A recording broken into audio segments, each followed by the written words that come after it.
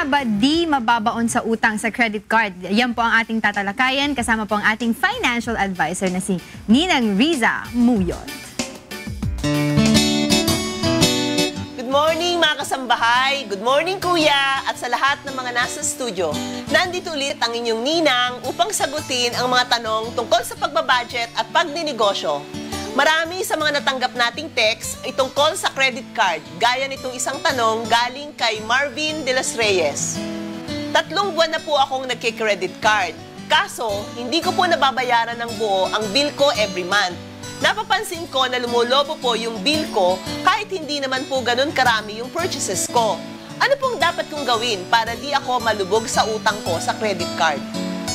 Talagang mahirap kapag meron tayong credit card at hindi nababayaran. Ang payo ko, kapag hindi natin kayang bayaran ang ating credit card ng buo ang ibig sabihin ko niyan ay yung kailangan pagdating ng billing, lahat ng inutang natin o lahat ng nasa credit billing ay kaya nating bayaran.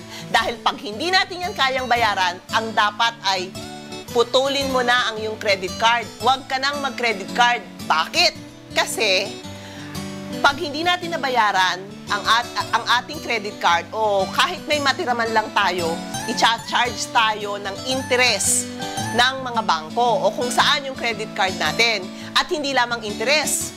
Pagka nahuli tayo ng ilang araw sa due date, ay i-charge pa tayo ng penalty. Yan ang dahilan kaya lumulobo ang iyong utang sa credit card kahit hindi ka pa naman nagpo-purchase ng iba pa. So, ang mangyayari dyan, every month, lolobo lamang yan ng lolobo, dagdag ang interest at penalty. Ano ang dapat mong gawin? Sa ganito ay kailangan magdesisyon ka. Huwag ka nang gumamit ng credit card. Ipa-stop mo na itong credit card mo. Number 2, kung maaari ay kontakin mo yung credit card company. Makipag-usap ka. Ang kailangan dito ay alamin mo magkano talaga yung utang mo at dun sa interest at penalty ay makipag-negotiate ka para konti lang ang iyong bayaran. Pero kailangan, kapag nakipag-negotiate ka, ay masusunod mo yung inyong kasunduan kung kailan mo ito mababayaran. Sa ganon, mapuputol na ang iyong pagkakautang. Yan ang payo ko sa iyo, Marvin, para hindi ka na malubog sa utang sa credit card. At sa inyo mga kasambahay, tandaan po natin, kapag hindi natin kayang bayaran sa pagdating ng billing in full ang ating credit card, ay dapat huwag na po tayong kumuha ng credit card. Muli, Marvin, salamat sa iyong katanungan at sana'y nasagot ko ang mga tanong mo.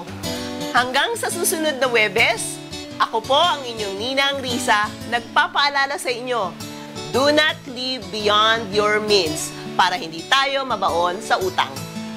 Again, good morning, Kuya. Good morning sa inyo dyan sa studio.